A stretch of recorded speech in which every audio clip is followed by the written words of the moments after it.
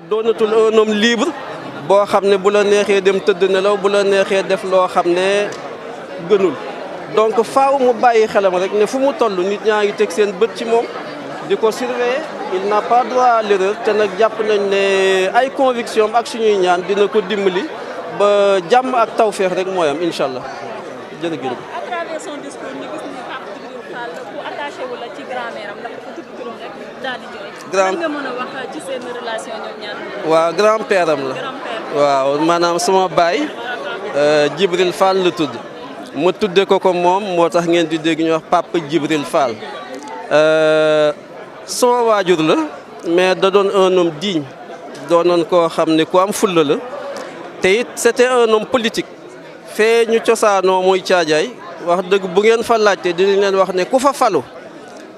moo ci jàpp ba nga falu te nag musula xëccu dara maanaam dafa joxoon boppam askan wi guddi bëccëg ñii mën nañ koo témoigner moom rek nga daan gis mu mën a dem yee le docteur à 4 heures du matin parce que nit jóge na ci àll bi ci village yi wër Caajaay ñëw mu dem yee docteur bi mbaa mu xëy suba gi wër tuuru hôpital bi soxlawul mu xam ku fa nekk ku fa nekkul chambre par chambre dina dem seet ña fa ne jël seeni doléance ñëw kër ga lañ leen daan toggale ku amul accompagnant mu ne nañ ko toggal donc genre nit boobu la jël ay valeur am kookoo ko yar def ci moom li na ci moom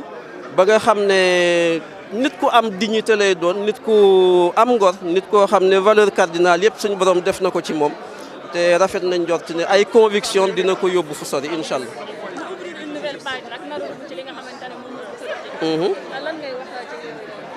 loolu lu yomb tontu la maanaam yéen ñi jàng tubaab xam naa dégg ngeen ñu naan l'avenir appartient à qui. alors man jàng naa tuuti comme yéen daan nañu wax ne bi ñuy jàng Victor Hugo da daan wax ne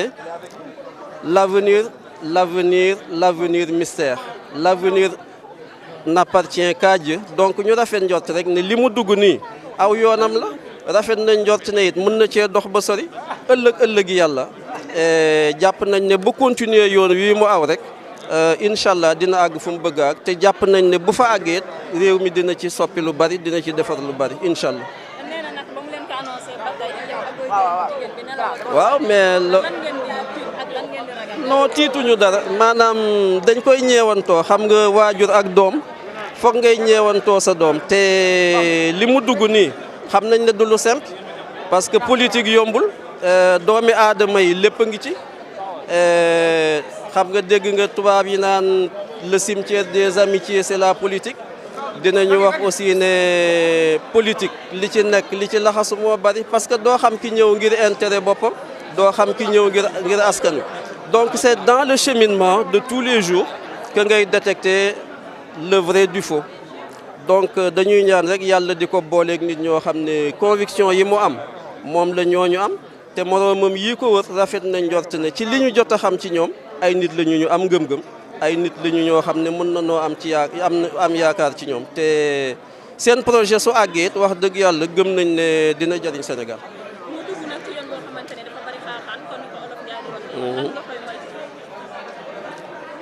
comme li ma wax léegi rek maanaam xam nga yàlla moo yor lépp nit ki aussi dafa di nit dafa lëndëm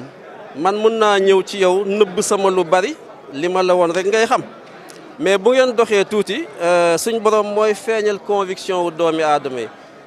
dañu wax ne par exemple l'histoire lan la c'est la rencontre d'un homme exceptionnel et d'un événement exceptionnel mooy créer histoire bon chaque jour nga dajeeg doomi aadama yoo xam ne xëy na ils allaient passer anonyme kenn du leen xam ba yàlla dajale leen ak loo xam ne da leen di dimbali ñu soppiku daal di doon ñoo xam ne ay nit ñu exceptionnel la ñu naan c'est des hommes de grands hommes alors li ñu gëm moo di nit xam ko jafe na mais nag yow say valeur ak sa jikko ngay doxe ku ñëw fekk la ci ku dem bàyyi la ci loolu rek la boo doxee noonu rek nit ñi dinañu xam fi nga joxoñ te fi nga joxoñ rek moo di foo xam ne lu yàlla gërëm la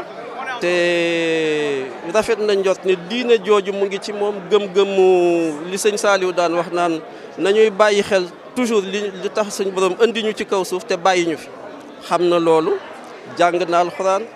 dox na ci yoonu sëñ Tuubaa bu baax xam na diineem bu baax xam na li mu nangoog li mu nanguwul te wax dëgg yàlla rafetlu nañu doxinam kon nag ñu ngi gëm ne incha allah ni muy doxe du ko wàcc.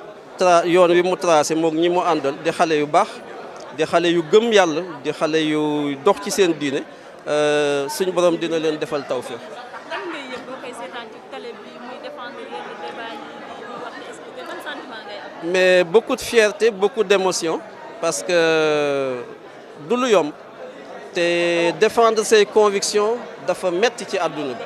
da ngay dem ci àdduna ba défendre ses convictions liñ naan dem da ngay toll ci réew mi foo xam ne jaamu yàlla ni la ko yàlla sante sax boo koy def da ngay am problème parce que boo bëggee sa théorie méngoo ak sa pratique li ngeen daan wax yéen ñi jàng la praxis révolutionnaire dafay doon lu jafe mais faw li Sékou Touré daan wax on juge un homme par ce qu'il dit et par ce qu'il fait. Lorsque ce qu'il dit est en contradiction avec ce qu'il fait, on le juge par ce qu'il fait. Donc jëf rek moo am solo wax ji baax na parce que day exprimer li nekk ci yow mais li mu war a exprimer mooy conviction profonde yi nga xam ne moom ngay dund. donc conviction yooyu mooy génn ci sa làmmiñ nga di ko dund di ko jëfe nag di ko doxe itam ci sa dund. rafet na njort ne it tiituñu côté boobu wax dëgg yàlla on lui fait confiance. te niñ ko yaree ak li nga xam ne moom la gëm jàpp nañ ne ni muy waxee nii ni lay doxee incha allah du soppiku. ban anecdote nga ñu mën a raconter ci moom boo xam ne ñu def na. A'uuzu billahi mina shaytaani rajiim. Bismillahi rahmaani rahiim.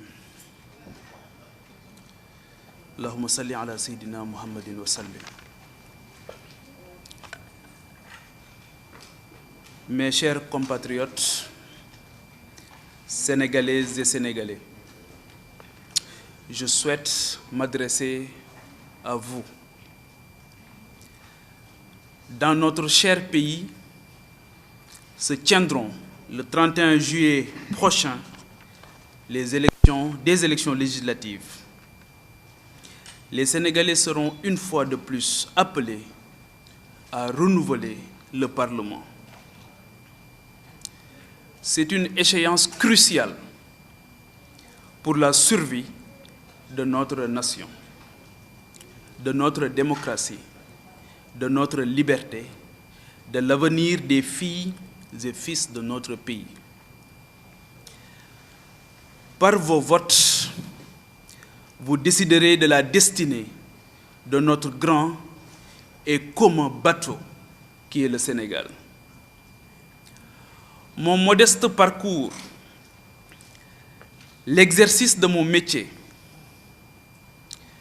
ma soif de connaître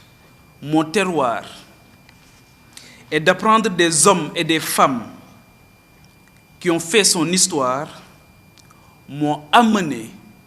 à rencontrer le peuple dans son entièreté et sa diversité, de l'écouter avec lui, de s'enquérir de ses préoccupations et de comprendre ses aspirations fortes et légitimes. Ceci me conforte dans mon attachement à notre grande nation, ma fidélité aux valeurs d'humanisme, d'empathie, d'ouverture d'esprit,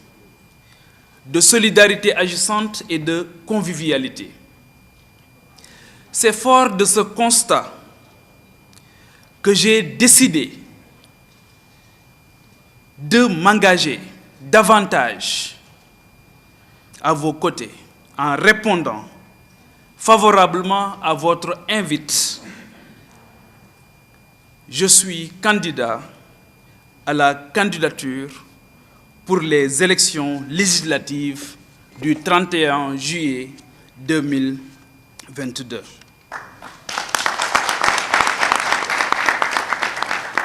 Cependant,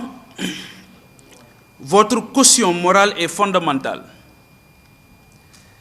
mais n'est pas suffisante. En effet, je ne vous apprends absolument rien. Une modification non consensuelle de notre loi électorale, à savoir le parrainage, a produit une hérésie en violant le principe élémentaire de la libre participation pour tout citoyen ou formation qui la désire à des joutes électorales dans notre pays. Cette démarche unilatérale dans le changement des règles du jeu est inadmissible,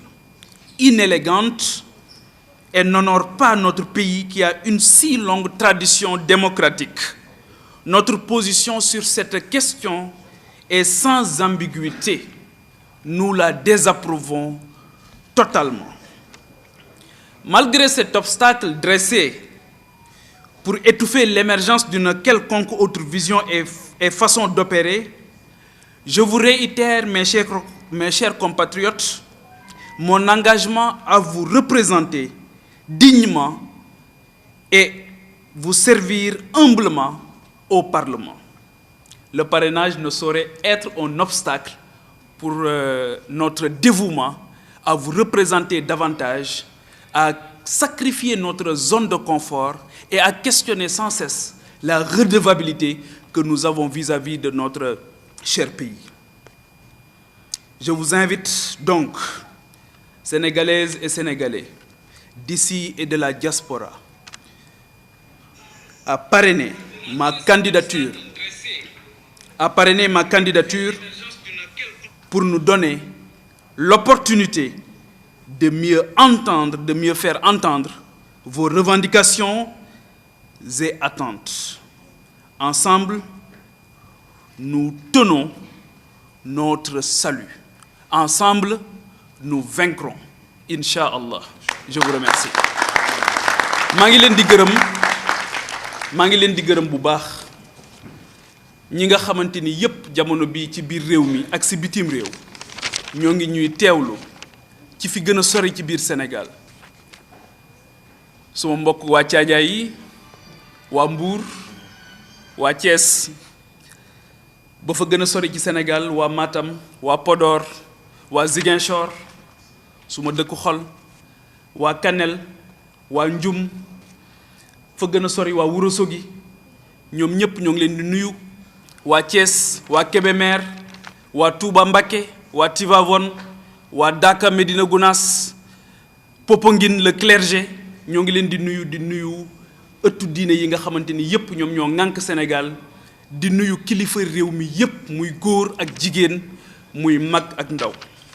bàyyiwuñu kenn di sant bu baax a baax sunu borom subhanahu wa taala moom mi ñu permettre ci waxtu yu am solo yi dans la vie d'une nation mais aussi dans la vie des hommes et des femmes qui à un moment donné ont décidé de sacrifier leur confort personnel, sacrifier seeni week-end seen confort tout court ndax Sénégal moom moo ñu jaral loolu moom moo ëpp dayoo sunu jëmm yu ñàkk solo yi nos êtres périssables réew moom nag nga xam moo ñu defal lépp tey jamono bu nekk dañuy laaj lan lañ ko mën a delloo un tant soit peu donc vous comprendrez aisément que c'est avec beaucoup d'émotion la ñuy toog tey jàkkaarloog sénégalais yi sunu papa yi ak sunu yaay yi di leen wax ne am na foo xamante ni bu fa réew tolloo ku toog di seetaan lu xew su ëllëgee da ngaa bokk ci ñu tooñ te boroom xam-xam bi dafa waxoon ne ñi def ba yàq ñi xamut bi ñu defee ba yàq tooñuñu ñi tooñ mooy ñi nga xamante ni dañoo xam ba pare toog jàpp seen njàmbur di seetaan am na lu gën a yomb li ñu tànn tey ku nekk xam na ni réew mi di doxe ku nekk mën ngaa dem lijjanti sa bopp bu ngoon jotee nga dem toog jàpp sa njàmbur ak sa njaboot loolu moo gën a yomb tey tàmbalee gu ñu sax ngeen gis ñoo xamante ni jàpp nañu ne la leen yëkkati moo ñu yëkkati ñun muy intérêt personnel fekk na ñun romb nañ loolu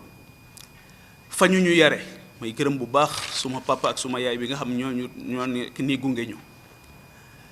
di fàttaliku bu baax suma maam bi nga xamante ni moo ma yar bu doon sunu njëriñu bopp rek kon du ñu toog fi tey di wax ak yéen ndax lii lu métti la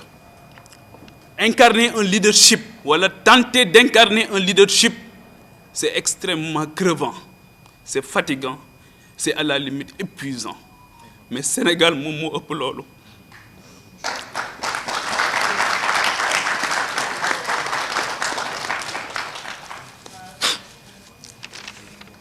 Le 31 juillet prochain, Sénégal dafay dem ci élection yu am solo muy élection législative. ñun dey màgg nañu xàmme nañu du Papa Djibril Fall rek nag moom moo toog di wax waaye ñu bëgg Sénégal ñoo ànd ak ñun ci mbir mi te yàlla xam na ne lu mu jaral ñi yàq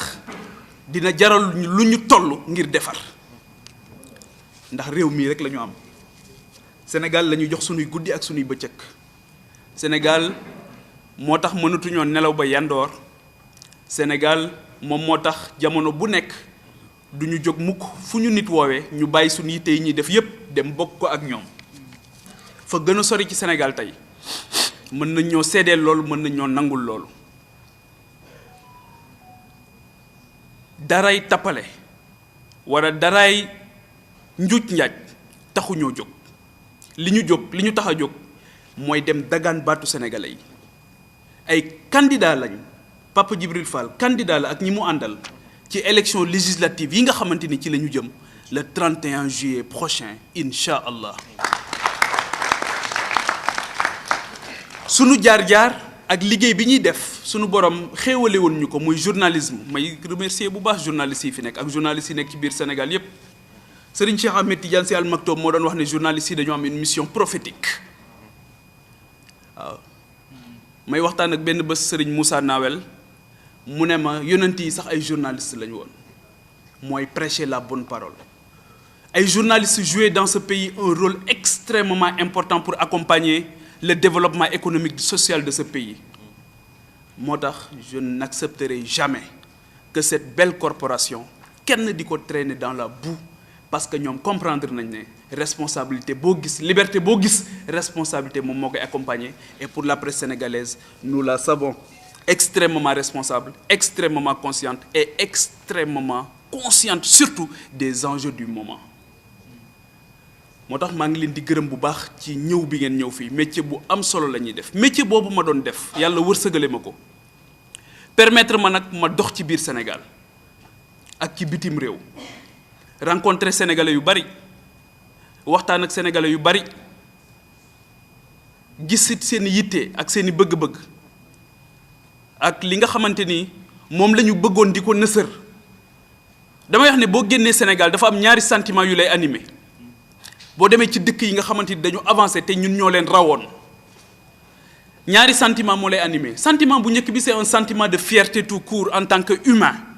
nga gis doomu aadama réaliser de grandes choses nga xam ne doomu aadama fàttewul li nga xamante ni moom moo ko indi woon ci kaw suuf muy être le vicaire de Dieu sur terre beneen bi sentiment bi c'est un sentiment de tristesse et d'amertume mais nga ne waaw ñun mais réew ma leen ma jógee mais tamit ay doomu aadama comme ñii ma gis ñoom ñoo fa nekk waaw lan moo tax mënuñoo góorgóorlu bàyyi naxante bi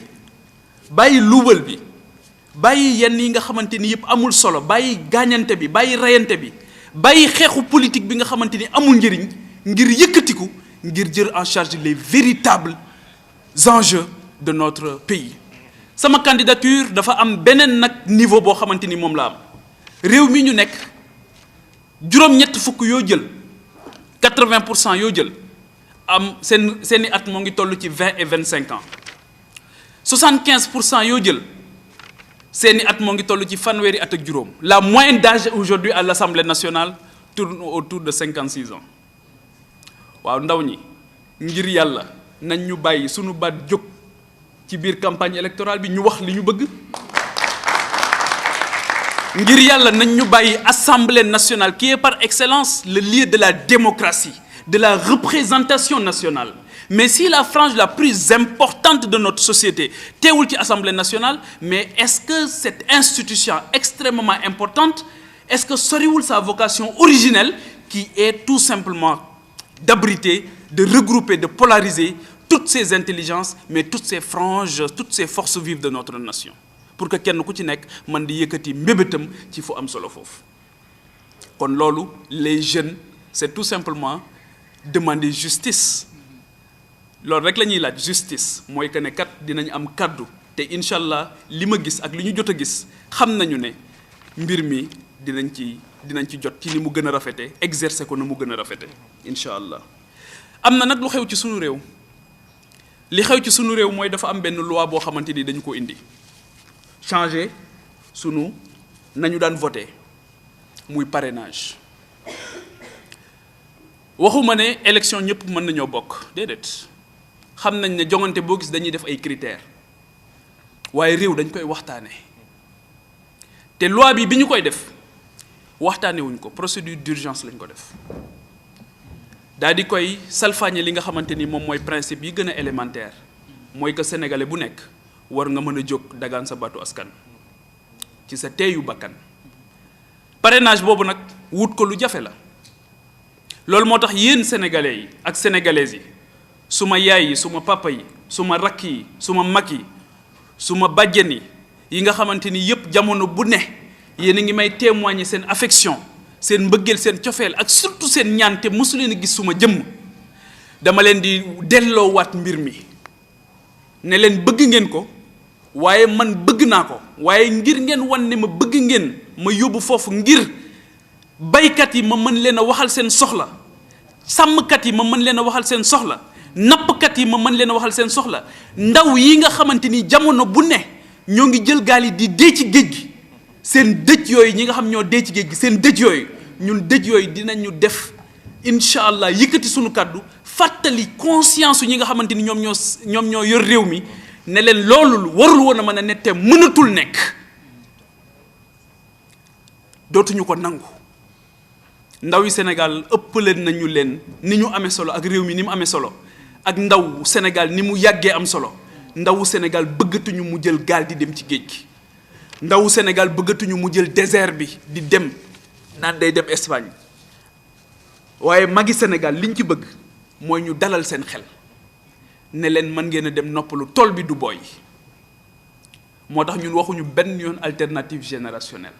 ñun alternance waxuñu sax alternance générationnelle waxuñu sax alternative générationnelle ñun solidarité la ñu wax entre les générations moi je suis très bien placé pour le dire parce que suma maam moo ma yar saa bu ma ko daan tàggu di ñibbi si fii ci Dakar daf may wax ne ma yaa ngi may tàggu rek wéetaay di ma gane gëwuma conflit de génération li ma gëm mooy il faut faire tomber les murs pour construire des ponts entre ces générations entre ces intelligences on a suffisamment construit de murs entre nous il faut maintenant construire des ponts. Et il n'y a aucune entité dans cette nation amul politicien professionnel amul koo xam ci boppam la nekk amul selfish amul individualiste amul koo xam boppam rek moo ko yitteel koo xamante ni mën na tere jëmm yi nga xamante ni defar Sénégal moom moo leen yëkkati ñu egg ci barab yooyu nga xamante ni fa la ñuy defaree Sénégal te jàpp nañ ne assemblée nationale nag wax dëgg yàlla barab bu mucc ayib la pour waxtaane réew mi barab bu mucc ayib la pour defar réew mi Serigne Fallou Mbacké daf daan wax ne li yées ci kilifa mooy sa njaboot saa bu ñu amee soxla rek seen xel jël la waaw waa Sénégal maa ngi leen di laaj kan moo fi am soxla xelam dem ci assemblée nationale ne bu ci àddoo mu faju kan mooy am soxla ci Sénégal fii may wax ak yéen gaz de moo ngi ñàkk ci réew mi fii may wax ak yéen démb de dund nañ ci réew mi loo xamante ni fàttaliku ma fu ñu ko fi dundee mooy journée sans sage-femme sans blouse blanche. waaw ndax dégg ngeen ci assemblée nationale ndax dégg ngeen ci commission bi yor la santé au niveau de l'assemblée nationale Serigne Fallou nag moom moo wax loolu nee na kilifa bu ne war ngaa ëppale sa bopp sa njaboot saa bu ñu amee soxla rek seen xel jël la kon nag kilifa war naa assumer responsabilité bi mu am kenn waxul ne soxla yépp dañ koy faj waaye ngal la waslu ci àq kon parrainage bi sénégalais yi ñëw ngeen ak doole. bi ñu yëngoo rek ñëw ngeen waaye gën leen a ñëw nag ndawi Sénégal nañu wane ne capable nañ magi Sénégal bëgg nañ ngeen jox ñu quitus jox ñu caution seen caution morale gunge ñu ba nga xamante ni dinañ egg ci barab boobu na mu gën a selle taxawal leen taxawaay bu mucc ayib taxawal leen taxawaay boo xamante ni Sénégal dina ci jóge daal di wuti nag yoon woo xamante ni yoon wu am solo lay nekk. leneen li nga xamante ni dinañ ko wax mu nekk loo xamante ni lu am solo la mooy amuñu benn nous sommes libres de toute partisanerie actuellement politique nekkuñu ci benn contingence politique amuñu tamit benn engagement politique ci quelque bord que ce soit. li ñuy def mooy tracer une ligne envisager une ligne boo xamante ni dañ koy construire boo xamante ni dañ koy liggéey ak ces sénégalais ces sénégalaises yi nga xamante ni sonn nañ ci bipolarisation bi nga xamante ni constaté nañ ko dans l'espace politique sénégalais machiavélisme bi nga xamante ni gis nañ ko. loolu tamit dañoo foog ne tey jii war nañoo nekk dans un effort de co-construction war nañoo laisser toute la place au débat démocratique war nañ ci bàyyi place à l'idée à la pensée à la réflexion stratégique bari na ay kilifa yu ma xam yu nekk ci réew mi mënatuñoo àddu sax ci débat public te pourtant ay boroom xam-xam lañ Sénégal defal leen lépp te mënatuñ ci àddu ñun xam nañ ci lu bari kon ñoo ngi ñaan rek ne defar Sénégal lekk la ñu bëgg defar Sénégal lekk moom moo ñu yëkkati defar Sénégal lekk moo ñu ñor ñun ñi ñëpp ñu ànd kenn ku ci nekk waroon naa mën a toog ci suma place bi tey ñoo ma ko gën a mën ñoo ma ko gën a xam ñoo ma ko gën a bëgg seen bëgg Sénégal sax damaa jaaxal seen bëgg Sénégal sax dafa ma jaaxal donc patriotisme nag dañ ko donn Sénégal dafa am ñoo xamante ni dañu sacrifier seen dund yépp pour Sénégal El Hadj Omar Foutiyou Tall lu mu dajul pour Sénégal amul Thierno Souleymane Baal la révolution torodo lu mu dajul Sénégal amul waaye gis nga ko ci élégance ba mu defee révolution ba pare dafa jox Cheikh Abdoul Khadir Kane ne ko yow yaay gouverner waaye xam nga loolu du njëriñ loo fekkee waaw donc ñun sunu bët foofu lañ ko teg na Amérique ñuy tuddee Abraham Lincoln di tudd George Washington France tey jii tout le monde veut être gaulliste ndax De Gaulle lekk ndeysaan taxawaay bu am solo ba mu defoon ba nga xamante ni Allemagne jël na France téye ko ci loxoom mu ne déedéet français yi lii mënuñu ko seetaan jóg leen ñun ñooñu la ñu teg suñu bët dañoo bëgg père fondateur yooyu ñu revendiquer ko ñooñu duñ leen nier ci suñu histoire duñ leen nier mukk ci suñu histoire ba ci génération bi nga xamante ni mooy Cheikh Ahmadou Bamba Seydi Hadji Malick ak mag ñi nga xamante ni yépp ñoom ñoo seqoon réew mi Maulana Cheikh Ibrahima Niass ba ci doomam bi nga xamante ni moom moo fi mujj muy moo fi nekkoon muy Seyda Mariama Niass nekk jigéen def ci jàng ak jàngale lu am solo son effort de guerre contre l'ignorance est inestimable waaye ñooñu duñu leen jàngale ñooñu nag lañ bëgg a dem seen ndono lañ bëgg a yóbbu assemblée nationale donc patriotisme boobu ñun foofu lañ ko nampe foofu lañ ko jële foofu lañu ko jànge donc li ñuy def tey amuñu ci benn complexe amuñu ci tamit benn regret parce que ñu bari dañ lay ñeewant naan la li ngay dugg nangam ak nangam sama yaay soxna su tedd see fan yëpp nelawut waaw waaye moom lii ci maamam laa ko donnoo ak baayam waaw moo tax pexe amul li sëñ Cheikh doon wax taxaw rek mënta ñàkk donc maa ngi leen di gërëm bu baax encore di leen sant di woo nag ñi nga xamante ni yépp ñun ñoo bokk gis-gis les mouvements citoyens góor ñi ak jigéen ñi mag ñi ak ndaw ñi ñi nga xamante ni def politique mësul nekk seen yëf ñu leen di wax ne leen politique lu am solo la politique lu am solo la politique mënta ñàkk ci dundu doomu aadama waaye nag li ñuy bañ mooy nit def ko métier ñi nga xamante ni ñoo professionnaliser la politique koo ci laaj lu muy liggéey ah yenn saa yi sax mu ne je suis dans les affaires fekk politique rek lay def ah ak dóor marto ak lijjanti ak làqarti loolu ñun ànduñu ci donc politique lu am solo la loolu moo tax ñun dañu am gis-gis ci assemblée nationale laay wax gis ne du parlement dans le jeu des institutions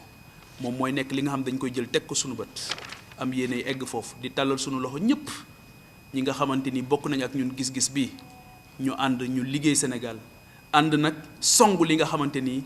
moom mooy lii nga xamante ni moo xew te ma wax ne léegi d'accorduma ci muy le parrainage ñu ànd waaye parrainage bi d'accorduma ci parce que c'est pas consensuel lu doy waar la lu yéeme la d'accorduñ ci moo tax ma leen di delloo bal bi sénégalais yi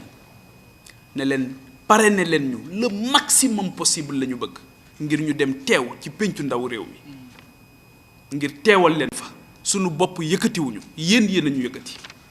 yéen la ñu bëgg lii fi xew démb muy journée blouse sans blouse loolu lañ bañati mu am fi waaw loolu lañ bañati mu am fi ndax corps médical boobu ci biir Covid bi li ñu taxawaayam kenn ku ci nekk amoon nga fierté am mbokku médecin kenn ku ci nekk amoon nga fierté am mbokk boo xam ne day yëngu ci corps médical ñu sargal leen tatagal leen sunu réew parewuloon pour dékku virus bu toll noonu waaye ñooñu nag justice tey jii mooy ñu mettre leen dans les meilleures conditions optimales pour ñu mën a def seen liggéey confortablement ñoom tamit ñu xamee responsabilité bi ñu am xam ne métier boo mën di exercer dans la vie dafa am un sacrifice boo xamante ni foog nga taxawee ko ba nga xamante ni di nga mën a rafetal sa digganteeg sa askan. Destin croisé, 2 points, défi et responsabilité. Dañu am destin avec le Sénégal sunu borom tànnal ñu réew mu am solo mi réew mu mucc ayib bi lépp la am manqué wuñu dara lu ñu teree dem kon foog ñu defaraat taxawaay bi taxaw temm ak fulla ak fayda ak sell gu mat sëkk taxawaay boo xamante li ñuy def ngërëmal yàlla sunu borom lañ ciy wut waaw qu'au crépuscule de notre vie du ñu am l'impression d'avoir vécu inutilement moo tax ñoo ngi leen di gërëm di leen sant di talal sunu loxo nag bàyyiwuñ kenn ngir sénégalais yi ñaanal ñu fekke ko tal ko ànd ak sunu yaay yi ànd ak sunu papa yi ànd ak sunu maam yi ànd ak sunu morom yi waaw sunu morom yi moom tey nelaw amatul pour man amatul guddeeg bëccëg rek nuit blanche rek ba am ndam ndax loo bëgg it dalay jaral waaw Sénégal yëpp tam ñoo ngi leen di jox rendez-vous dinañ ñëwaat man dama bëgg réew mi pour aimer son pays il faut connaître son histoire et sa géographie dinaa ñëwaat rencontré waat leen fa gën a sori waaw ngir dajewaat ak yéen ñu dajale rek li nga xamante ni moom mooy soxla yi am na lu bari lu ñu ci xam waaye dinañ ñëwaat gën koo xam gën koo nemmeeku waaw fa ñu nekkoon fauteuil bañ daan toog ngeen daan ñu ci gis ca télé ba fauteuil booba amuñu ci différence ak fauteuil bi ñuy dem occuper ci assemblée nationale waaye fee dañoo toogoon ñu jàpp ne fii réew mi toll nag taxaw moo jot moo tax perchoir ba lañ bëgg a taxaw maa ngi leen di gërëm baax leen sant